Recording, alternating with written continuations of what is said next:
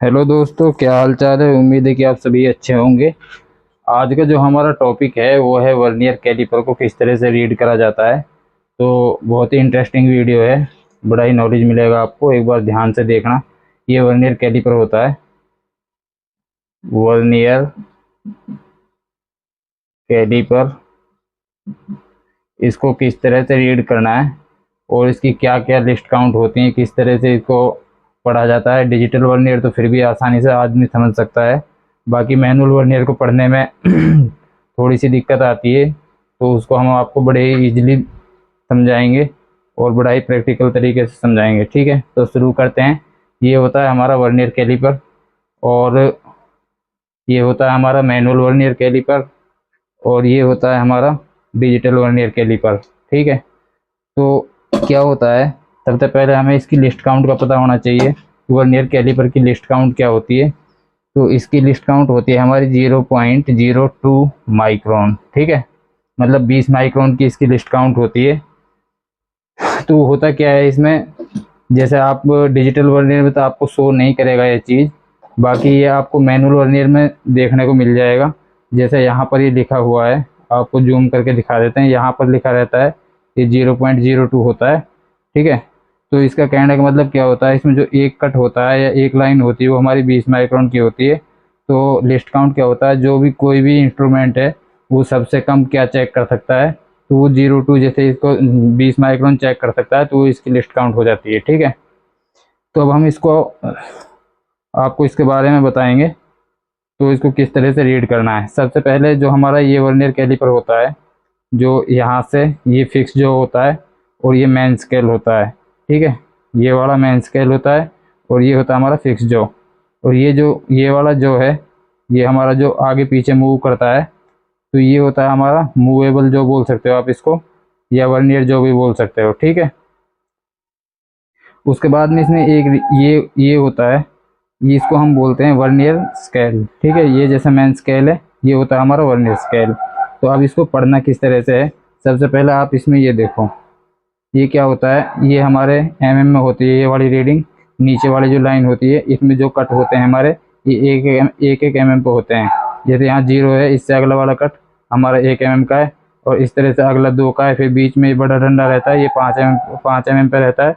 उससे अगला आगे आपको दिख ही रहा है, ये आप हमारा 10 एमएम पे रहता है। ठीक है, इसके बाद में ऐसे 10, 20, 30 ऐसे ये एमएम में रहता है। मेन स्केल पे जो नीचे वाली रीडिंग रहती है ये हमारी एमएम में होती है। ठीक है, इससे ऊपर वाले जो लाइन रहती है हमारी, ये हमारी जैसे 1 एमएम की इसके बीच में रहेगी हर लाइन, तो ये हमारी 0.5 पे रहेगी, यानी कि आधे एमएम पे। ठीक है, ये हमारे होंगे आधे आधे एमएम के कट रहेंगे इसमें। ठीक है, अब इससे आगे वाला जो हमारा ये है वर्नियर स्केल, इसमें क्या रहता है, जो नीचे वाला है वर्नियर स्केल ये हमारा एमएम में रहता है और ऊपर वाला रहता है इंचेज में। तो यहाँ पर ये देखो दिख भी रहा है, यहाँ पर ये इंच में शो कर रहा है। तो ये हमें जो भी रीडिंग लेनी होती है, क्योंकि हम इंडिया में रहते हैं, तो यहाँ पर हम एमएम में ही काम करते हैं मोस्टली। तो आपको यही समझने की ज़रूरत है। बाकी अगर आपको इंचेस का है तो अगर आपको इसको पढ़ना आ गया तो वो भी समझ में आ जाएगा। ठीक है, अब इसको पढ़ना किस तरह से है, जैसे हमने इसको ऐसे ही स्केल को खोल दिया है, आप फॉर एग्जांपल के लिए हमने ऐसे ही खोल दिया है। आप एक बार इसका तरीका समझ लो, उसके बाद हम इसमें कोई भी पीस चेक करके भी दिखा देंगे। ठीक है, अब जैसे हमने इसको इस तरह से खोल दिया है, यहाँ पर ये रीडिंग क्या है, जैसे यहाँ से हमारा 0 है, यहाँ से 10, 20, 30, 40, 50, 60। ठीक है, ये 60 एमएम से आगे तक खुला हुआ है। जैसे ये है, यहाँ पर 60 में क्या है, ये 60 तो हमारे एमएम हो गए। ठीक है, अब इससे आगे क्या जा रहा है, तो इससे आगे हमें इसकी मैचिंग को देखना होता है, ये कहाँ पर मैच कर रहा है। अब हमें लग रहा है कि ये 60 और 61 के बीच में है। ठीक है, तो इसमें पूरा 61 भी नहीं है, 61 से पहले रुका हुआ है। सबसे पहले तो हमें ये पता चल गया है कि इसमें एमएम कितने हैं, ये हमारा आ रहा है 60 एमएम पे। ठीक है, यहाँ पर हमने लिख लिया 60 एमएम। इससे आगे कितने पॉइंट जा रहे हैं, जैसे यहाँ पर 0 से लेके 0.1, उसके बाद 0.2, 0.3, इस तरह से है। अब हमें इसकी मैचिंग देखनी है, वो आपको इसमें सही तरीके से नहीं भी दिख सकती है। बाकी आपके सामने जब वर्नियर आएगा तो वहाँ पर आप समझ भी पाओगे। तो इसका क्या है, एग्जैक्टली हमें वो पॉइंट देखना होता है जहाँ पर ये मैच कर रहा होता है। ठीक है, तो अब हमारा क्या है, इसमें जो ये मैच कर रहा है 0.9 के आसपास मैच कर रहा है, उससे भी थोड़ा सा पहले है। तो आप इसको समझ सकते हो कि एट 0.8 और 0.9 के बीच में है। तो हमारा क्या है कि ये क्लियर हो गया, पहले mm वाला फंडा क्लियर हो गया 60 था, अब हमें ये समझ में आ गया कि ये 8 और 9 के बीच में है। ठीक है, तो हम यहाँ पर 0.8 और लिख देंगे।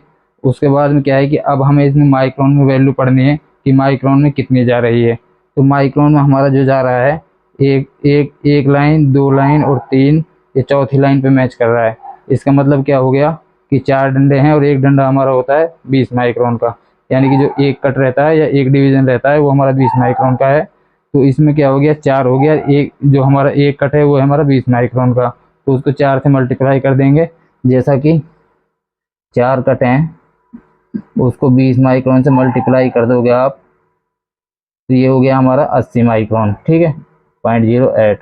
तो अब ये हमारी जो टोटल वैल्यू निकल कर आएगी इसमें, तो वो आ जाएगी 60 mm और 60.8। सबसे पहले हम इसमें को पढ़ते हैं, फिर उसके बाद में पॉइंट कितने आ रहे हैं, उसके बाद में माइक्रोन। ठीक है, तो ये 60.8, उसके बाद में 8 माइक्रोन, ये 80 माइक्रोन, तो यहाँ पर 8 लिख देंगे। तो इसमें हमारी जो वैल्यू थी वो निकल के आई है 60.88। तो ये आपको समझ में आ गया होगा कि इसमें कितना आसानी से समझाने की कोशिश करिए कि इसमें क्या समझना है आपको। एक तो सबसे पहले को पढ़ना है, उसके बाद में पॉइंट कितने आ रहे हैं, उसके बाद में कितने माइक्रोन आ रहे हैं। तो इन 3 चीज़ों को समझना होता है, इस तरह से इसको पढ़ा जाता है। ठीक है, अब हम आपको एक पीस भी चेक करके दिखा देते हैं, रैंडमली कुछ भी उठा के। जैसे हमारा ये पीस है, हमने इसको चेक करा। ठीक है, तो यहाँ पर हमने इसको चेक कर लिया। तो अब हमारी यहाँ पर रीडिंग आप देख सकते हो कितनी आ रही है। आपको जूम करके दिखाता हूँ, थोड़ा क्लियरिटी मिल जाए। तो ये यहाँ पर आप देखने की कोशिश करो कि जो ये हमारी रीडिंग आ रही है, इसमें आ रही है 60 60 mm तो एक आ रहे हैं, उसके बाद में हमारा आ रहा है 63। ये 63 और 64 के बीच में है, 63 तो हो जाएंगे। उसके बाद में किस पॉइंट पे मैच कर रहा है, ये हमारी जो वैल्यू आ रही है इसमें 7 से 7 और 8 के बीच में आ रही है। ठीक है, तो ये हो गया 63.776 के आसपास आ रहा है। ठीक है, तो इसको क्या लिख सकते हैं हम यहाँ पर, 63.76। ठीक है, तो ये वैल्यू इसमें आई है। इस तरह से हमने इसको, इस पीस को चेक करा है। आप इसमें इसी तरह से आईडी को चेक कर सकते हो, जैसे हमने ओडी चेक करी थी, इस तरह से इसके ये इंटरनल जो होते हैं इनको यहाँ से चेक कर सकते हो। इसकी आईडी जो हमारी आ रही है वो आ रही है 38.54। ठीक है, 38.54 के आसपास में इसकी आईडी आ रही है। बाकी आपके सामने जब वर्नियर रहेगा तो वहाँ पर आपको आसानी से समझ में आ जाएगा। तरीका इसका यही है कि इसमें पहले हमें पढ़ना है, फिर पॉइंट पढ़ना है, उसके बाद में माइक्रोन कितने हैं वो पढ़ना है। ठीक है, तो इसका फंडा आपको क्लियर हो गया होगा।